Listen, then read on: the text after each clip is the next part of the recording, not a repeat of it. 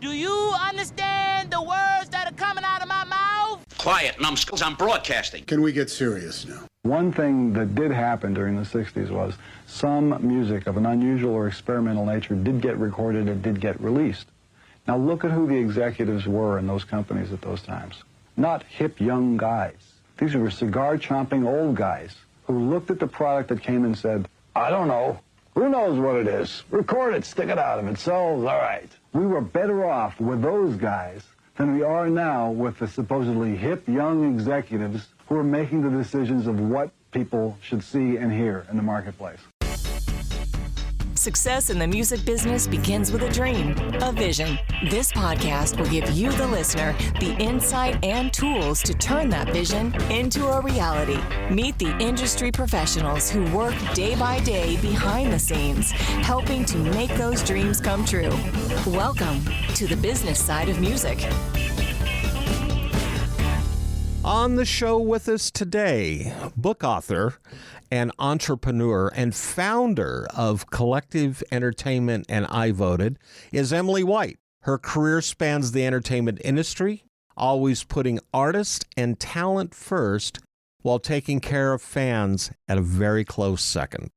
Her name graced the cover of Billboard magazine while in her 20s, and White's work additionally covered by Forbes, Fast Company, Bloomberg, Rolling Stone, CNN, Fox Business, Vox, the Huffington Post, Pitchfork, Relix, The Fader, Pollstar, Stereogum, and this goes on and on and on. She's also a regular speaker around the world at events such as South by Southwest, MIDEM, BIGSOUND Australia, Canadian Music Week, PollstarLive, and NAMM, just to name a few. She has served on the boards of Future of Music, Well-Dunn, Cash Music, South by Southwest, the David Lynch Foundation Live, the Grammys Education Committee, and Pandora's Artist Advisory Council. Her first book, Interning 101, was released in 2017 and is a course book at schools around the world. Emily is an adjunct professor at New York University's Clive Davis Institute of Recorded Music in Tisch School of the Arts. She's joining us today because she's now written the book, How to Build a Sustainable Music Career and Collect All Revenue Streams. Emily, welcome to the show. Bob, my pleasure. Thank you. What a resume. So in your spare time, you do what? I sleep. You sleep. And I love to swim and exercise and practice yoga. One of the questions I always ask our guests is, how did you get started in the music business? Were you a performer or was this more business-minded for you? I think it was more fan-minded, to be honest. I took, piano lessons and guitar lessons as a kid, but I wasn't particularly talented. I grew up in a village in Wisconsin where I used to say there's no music industry. I think that's totally changed because you can have a career from anywhere, but that wasn't the case, in the 90s necessarily. At the same time, my parents, really good friends, owned the music shop in town. And I totally didn't realize or take for granted that one of those people, Ellen McDonald, has served on the board of NAMM, so it's just a reminder that you might have more relationships than you realize. But I went to Northeastern University for their music business, for their music industry program. Again, really didn't know anyone when I started. I did a lot of internships throughout the industry in college. Most significantly, working with the Dresden Dolls and really growing up professionally with that band, starting as intern, merch person, tour manager, day-to-day manager. By the time I graduated, they were working with Mike Luba and Madison House for management. So when I graduated, I tour managed the band. And then when I wasn't on the road, I worked for Luba at Madison House. And that's really where I got my management chops. So that's how I got started. And you went on to write the book, Interning 101. Now, here in Nashville, Tennessee, we have several music business schools at various universities, Belmont in particular, that provides internship programs. One of the things I've always noticed is when I work with interns, they want to do a lot from day one. It's a continually ongoing learning process, right? Of course. You wrote this book, Interning 101. Let's just dig into that one for a minute before we talk about your new book. Definitely. So I did not set out to be an author. I caught myself, I was running management companies and I was teaching a lot of basics to our interns over and over. And so I created what I called the intern manifesto for our company, because I figured, if they can read this, that's going to save me a lot of time. And then, they can understand this stuff and then work on higher level stuff, which is what they want. That's great for us too. So I had 2 great NYU interns one summer, and I turned to them and said, if I turn this into like a 100-page how-to book for you and your classmates, would this be helpful? And it was a resounding yes. And, what's been interesting about that is I meet people now of all ages. They could be 25, they could be 50, where I think, oh man, they really need to read Interning 101, right? Because we're totally inundated with emails, text messages, social media messages, Slack, like it's nonstop. So I'm thinking about repurposing that book, because I don't want to offend a 50-year-old or a 25-year-old by handing them Interning 101. So I'm thinking about repurposing it and calling it something like Modern Office Basics, Keeping It All and Yourself Together. Let's fast forward now to the new book, How to Build a Sustainable Music Career and Collect All Revenue Streams. Now, I briefly went through this book. It's 12 chapters. I cannot believe how in-depth you got in each one of these chapters. I think, if this book had been around when I started in the music business almost 50 years ago, I wonder how much of this that you've written would have benefited me back then. I will say this much. It would have benefited me a lot more than the trial and error that, we all had to go through back in the day. So this book is really, to me, it's almost an interning 101 for the artist who wants to start their career, build their career, and sustain their career. Is that kind of the focus of why you wrote this? Wow. Thank you, Bob. That means so much coming to you. So again, I didn't set out to write another book or be an author.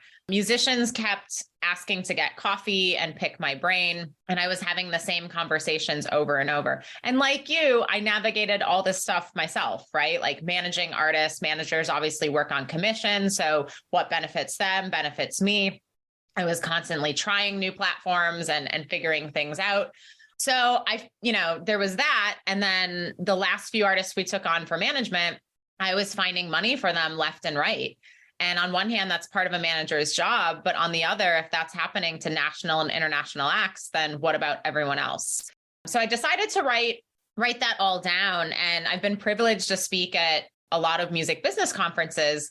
And I feel like the information in the book is out there. I've just never seen it put in order. And, the music business was set up in like the 1950s to confuse artists. And so if we're trying to teach, because I see musicians at South by Southwest, like spending money to be there, taking notes, grasping at nuggets of information, like this is sound exchange, this is what music publishing is. And, like I said, if we're trying to teach something that was set up to be confusing, and we're teaching it out of order, that would be like teaching a kid multiplication and division before you teach them addition and subtraction. It's going to be really confusing for the student, really challenging for the educator. So that's how this book was born. And I self-released it and went on to become an Amazon #1 bestseller. But, I was going to say, I really appreciate what you just said about the chapters having so much info, because there are definitely whole books on each chapter. But for example, like with music publishing, one of my goals in life is for every songwriter to be able to clearly define and understand what music publishing is and know how to collect all their money for it. If they want to go read a publishing book and learn every single sub revenue stream, have at it, or have that book on the shelf. But I just want, for example, songwriters to know what music publishing is and how to get all their money for it. I think the other thing, too, that I noticed in your book as I was going through the chapters is that you have this, from what I can tell, is you have it in order. Chapter 1 is get your art together, which is really another nice way of saying, hey, get your act together. Make sure you know what you're doing. And then chapter 2, and I deal with this so often, and that's the pre-recording process. And so many times, artists will come to me and they'll go, hey, I've recorded this album. It's the greatest thing since sliced bread, and I don't know what to do with it. And okay, well, what was your pre-recording marketing setup? Do you have your email list? Do you have all those components of social media and monetizing in place. And they kind of look at me like with that deer in the headlight look. And you really start digging into this for them. Yes, thank you. It's amazing how many times I say to musicians and friends, chapter one, get your art together, right? Like there's no point of moving on to the other chapters if, in my opinion, you're not making the music that's true to your heart, your soul, your spirit, because that's what's going to connect with people for the long term. And Bob, you and I both meet people all the time where they're focused on, marketing and networking and conferences and whatever, but they're not focused on chapter one. So there's no point of doing the rest of that stuff if you don't listen to your intuition about when your music is ready. And we just had, because we're recording season 2 of the Books podcast right now, and we just had Vernon Reed of Living Color on the Get Your Art Together episode to share, when he feels he's ripe and ready to record. And you nailed it for step 2 and chapter 2, and the fact that this is a process, right? Like the book takes, in my opinion, it covers the entire modern music industry and takes you from recording to release, creation to execution, and ensures you're not missing a single revenue stream along the way. But yeah, with chapter 2, you totally nailed it. And I want to see musicians monetizing their music before it's even out. Like if they have a clear vision for their release, I'm doing a single, an album, EP, space opera, whatever, launch a pre-order. So you are monetizing that music before it's out and making dollars, tens of dollars, hundreds of dollars, thousands of dollars, instead of the majority of musicians that just wait till the release is out, pop up the Spotify link and make fractions of a cent, right? So yeah, monetize your music before it's even out. And if you don't have a clear vision for your music while you're hitting the studio or home studio, launch a Patreon, let your audience know, hey, I'm hitting the studio. I want to bring you along for this journey. That can be as intimate or not, right? Like if you want to make the recording studio like your own wonderful artistic safe space, I totally get that. But like snap a photo of an instrument or something, send out a teaser so they know it's coming. And, we didn't have the tools or access to do that in the pre-digital era. So there's a lot to be taken advantage of in a good way. And we're not going to go through every chapter here because I want people to go out and purchase the book and read it, because I think that what you're providing here, and I don't say this too often, I get handed so many books. Hey, take a look at this book and let me know what you think. Your book, I'm going to say, is beyond a wealth of information. And once again, as I started reading this, and I'm going, she has got her art together, because you have laid this out in a way that's almost idiot-proof, should I say, foolproof, for lack of better words, that if you follow this game plan, there's a fairly decent chance you're going to have some success. I think so. And again, get your art together. Start with chapter 1, right? Because if you're just skipping to chapter 5, it's not going to happen. On the show with us today is Emily White, who is the author of How to Build a Sustainable Music Career and Collect All Revenue Streams. Hi, I'm Rachel Bronstein with Life's Jam. Check out my episode on the business side of music. You're listening to the business side of music. For those who love it loud, Pantheon Podcast presents Rockin' Pod Weekend, Nashville, March 17th through the 19th. It's a rock convention featuring panels, interviews, podcasts, signing sessions, vinyl, comic books, pop culture, and collectibles. Over 50 celebrity guests, including members of Mr. Big, Tough, Great White, Keel, Winger, Accept, and Twisted Sister. Live concerts including Rare Hair on Friday, Keel Fest 2 on Saturday, and Eric Martin's Big Acoustic on Sunday. Plus a rockin' comedy show featuring Courtney Cronin-Dold, Don Jameson from That Metal Show, and Craig Gass from The Howard Stern Show, and a whole lot more. Full details at rockinpod.com. Rockin' Pod Weekend is presented by Pantheon Podcast in association with RFK Media, Third Power Amplification, and BobbyDreyer.com. As a musician, you have a dream, that vision of what success looks like for you. Though it's not only about the money, money is part of it. Whether you've been extremely successful or you're just striving to maintain a regular cash flow, you need a plan. Money Concepts can help you develop a customized plan to achieve the financial stability and success you want. For over 40 years, Money Concepts has been providing holistic financial planning services to individuals, families, and business owners. As an independent firm, Money Concepts and their associates are committed to always represent the best interest of the client. It's really about a committed, benevolent interest in them personally. This independence, coupled with that committed, benevolent interest, means they represent you, the client, not a product supplier. It's not about selling products, it's about helping you achieve success. To learn how this can benefit you, contact my buddy, John Adams with Money Concepts at 737-867-9309. That's 737-867-9309. You can also email John at jadams@moneyconcepts.com. You're listening to the business side of music. Back on the show with us today, Emily White, who is an entrepreneur and founder at Collective Entertainment, who is also the author of the book, How to Build a Sustainable Music Career and Collect All Revenue Streams, along with her other book, Interning 101. As we go down these chapters, and I'll read the chapter titles to some of them. Obviously, chapter 1 we've talked about, which is Get Your Art Together. Chapter 2 is Pre-Recording Marketing Foundation, Email List, Text Message Club, and Social Media. Once again, it's so many simple things that just need to be put into place. And then you talk about something else, and I was looking at a few things in regards to getting into the studio.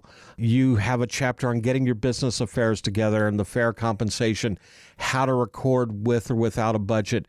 I had a conversation with an artist sometime back who said, I went into the studio and I recorded a project and I paid everybody cash, and now the album's out and it's having some success, and one of the session players is now wanting points on the project. And I said, did you get a work for hire agreement signed? And the artist came back to me and said, I don't know what that is. That's right. These are kind of the perils and pitfalls that certain folks will take advantage of, afforded the situation, afforded the opportunity.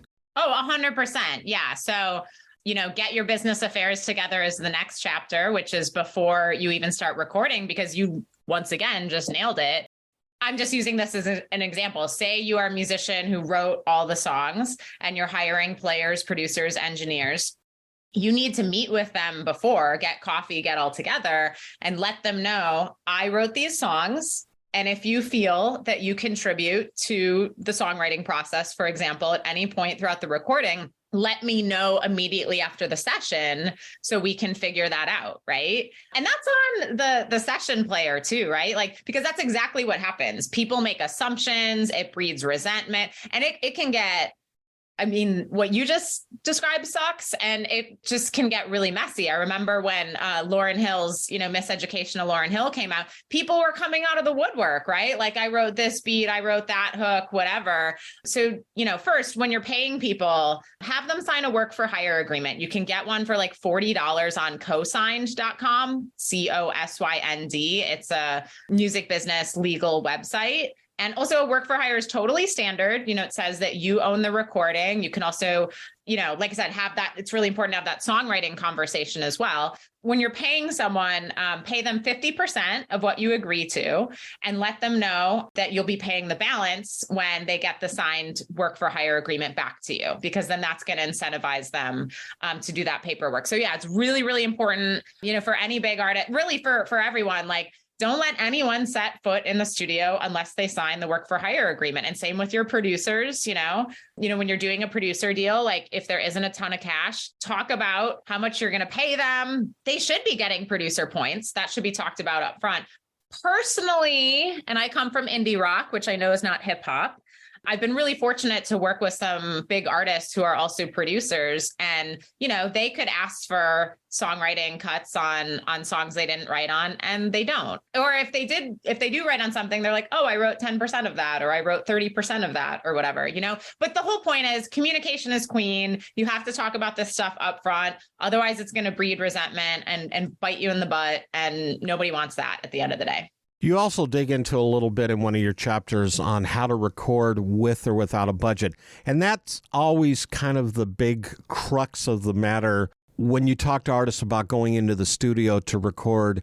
they don't have a budget or they don't have enough money. Is this a chapter where you're helping them define that they can do this without having a big budget? Yeah, that's really interesting. So when I give talks on the book, this is the one section I skip over a little bit because most musicians do know how to record. But my intention with the chapter title and going through the recording process and the different options for it is if you're 11 years old and just getting going, or you're 90 years old and you're learning digital recording, that's who this chapter is geared for. At the same time, I interviewed Pat Sansone of Wilco for this chapter on the book's accompanying podcast. And I really loved how when Pat talked about his preferred gear, he talked about the right gear, not the most expensive gear, the right gear for the project. So that's also, what we're trying to get across. And we just recorded that episode for season 2. We had an amazing engineer from South America, Anna Ochoa. And she actually came to Milwaukee where I'm recording the podcast, brought all this gear and stuff.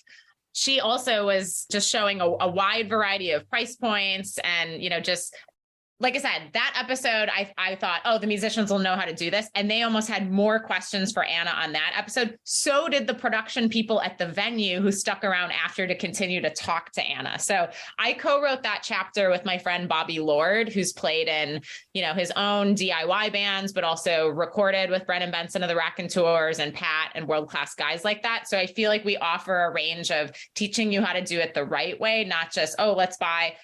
Promo's the same way. Like, if hiring this publicist and that radio promo team meant success, or buying the most expensive gear meant success, then you could just do that. That's not how it works. It's really learning it to find what's right for you.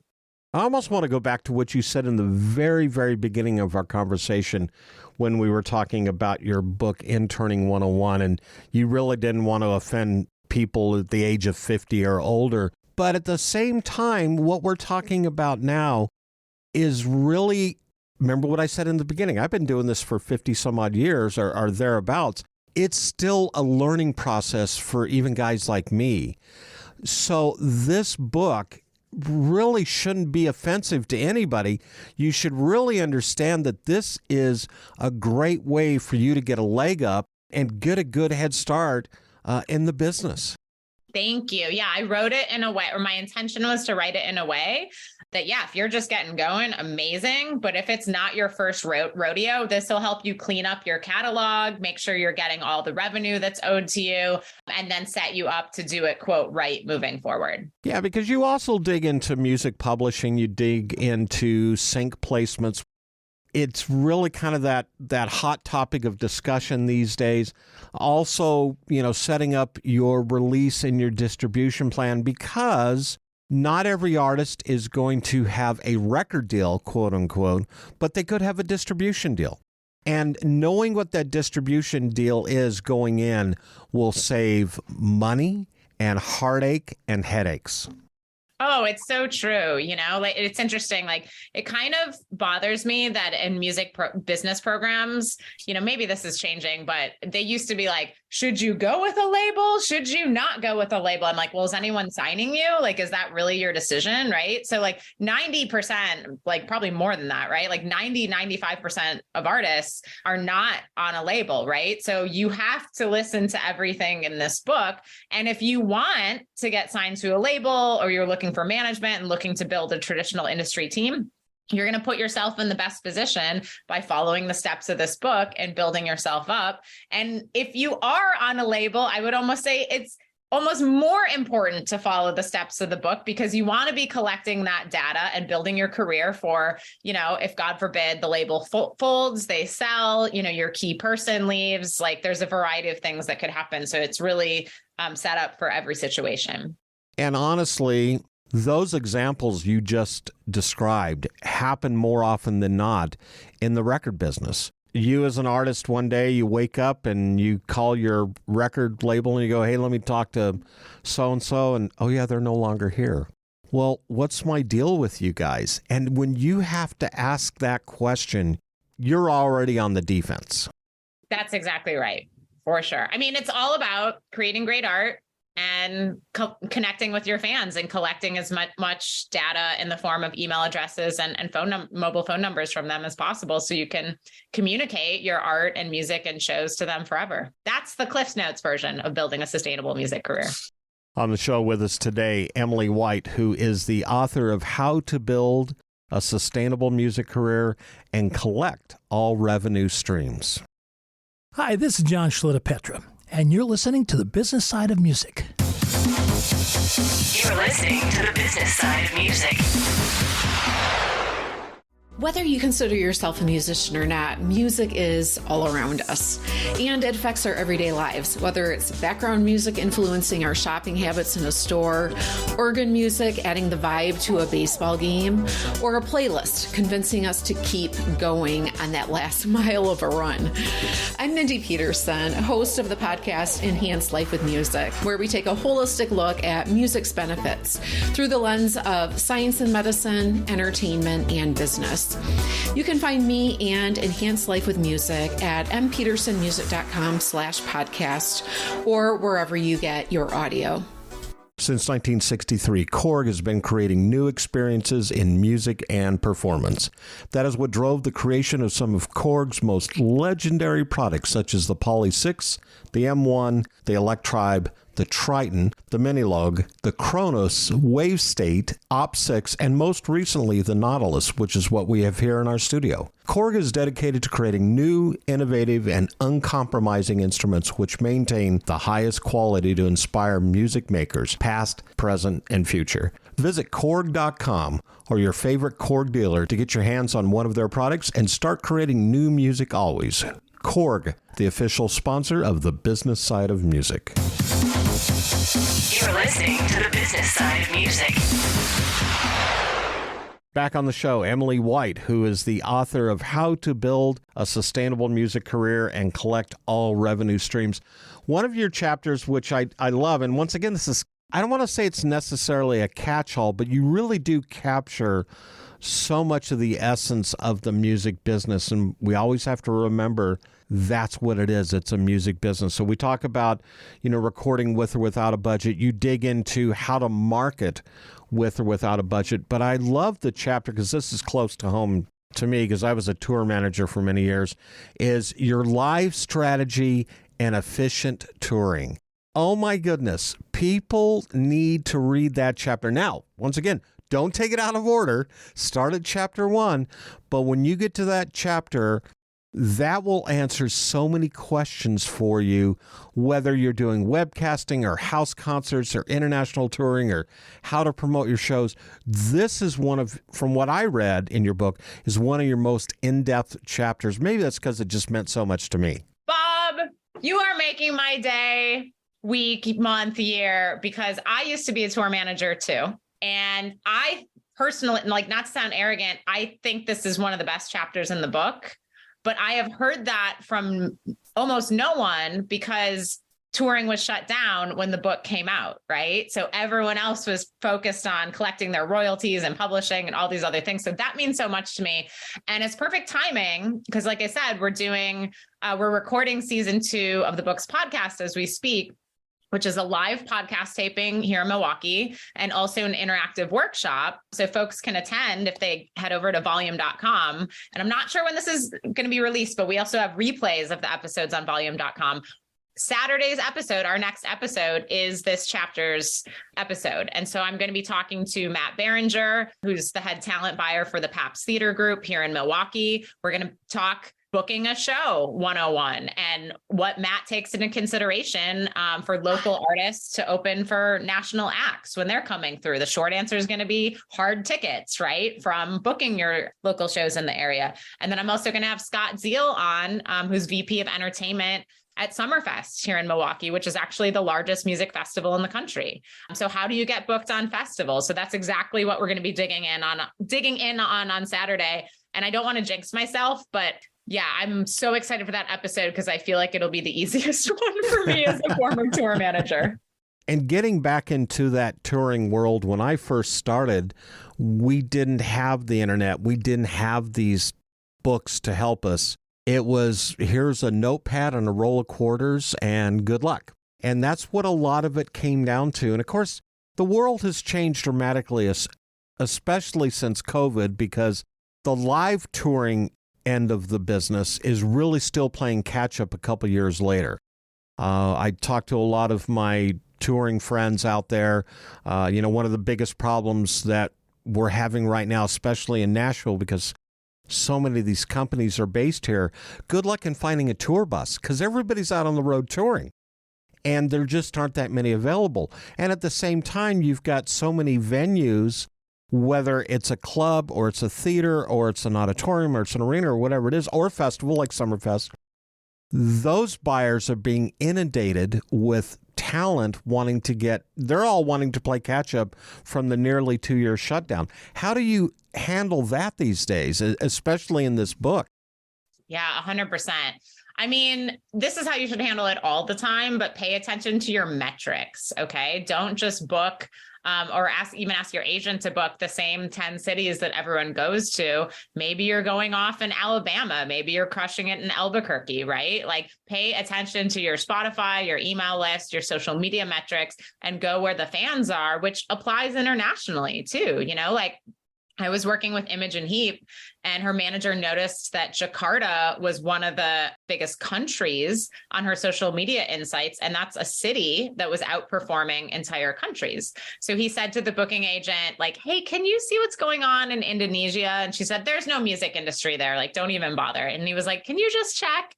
And she came back with all these 6-figure offers, right? And I did the same thing with Brennan Benson of the Raconteurs. I mean, he lives in Nashville. That's one of his best markets. Same with New York, London, very traditional music industry markets. But I noticed Sao Paulo was huge in all his metrics. So I did the same thing. I said to the booking agent, like, see what's going on in Brazil. And we went down there and did a fabulous Brazilian tour that was like really hopefully for Brendan too, but really heartwarming for me because the fans were so passionate and excited, because he'd never been there before. So that's the Cliff's Note version of that chapter. Like, go where your fans are instead of just like booking a club and hoping that people show up.